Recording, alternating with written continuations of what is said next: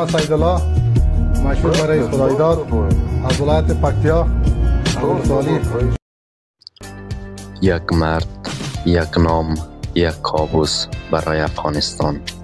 او کسی بود که به او لقبی رئیس مافیا دادند.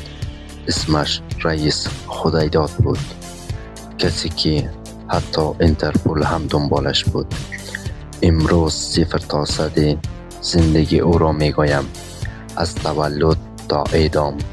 این داستان واقعی ترین فیلم مافیای افغانستان است. نام اصلیش سیدالله بود، اهل ولایت خوست. در جوانی یک بوکسر شد، اما ورزش برایش فقط یک نقاب بود. او 4 پسر و 2 دختر داشت.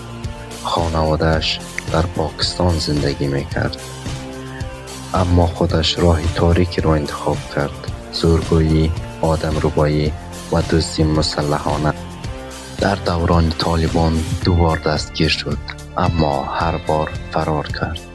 فرارهایش مثل فیلم‌های هالیوودی بود.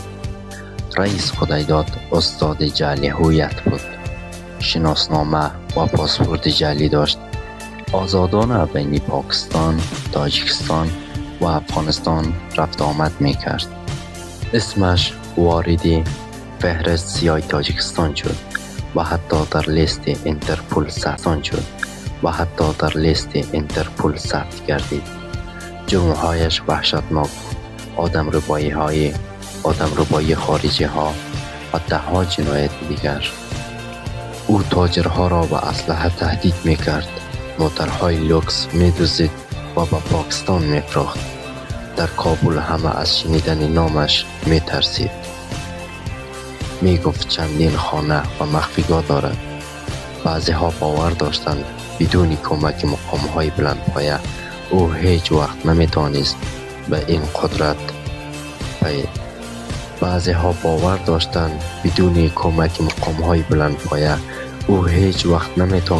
اینقدر آزادانه کار کند. چگونه دستگیر شد؟ 24 سنبله 1393 کابل آمادگی یک عملیات بزرگ شد. نیروهای امنیتی ملی 36 ساعت جنگیدند در ناحیه 5 کابل. سرانجام رئیس خدایداد دستگیر شد. مردی که سالها همه مردم را به بازی گرفته بود. دادگاه و اعدام. دادگاه کابل او را به اعدام محکوم کرد. همکارانش به 20 سال و 7 سال زندان محکوم شد.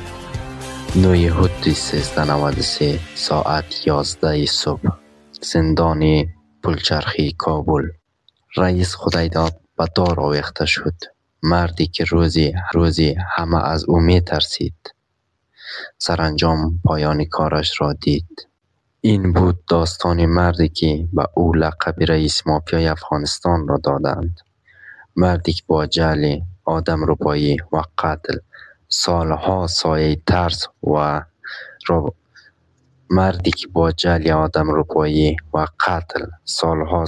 ترس را بر کابل انداخت. حالا نوبت شماست.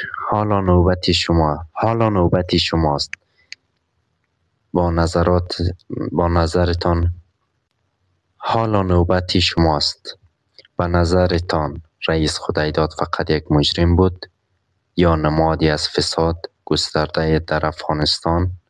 نظراتتان را پایین بنویسید و فراموش نکنید سابسکرایب کنید تا داستان‌های بعدی، حتی تکان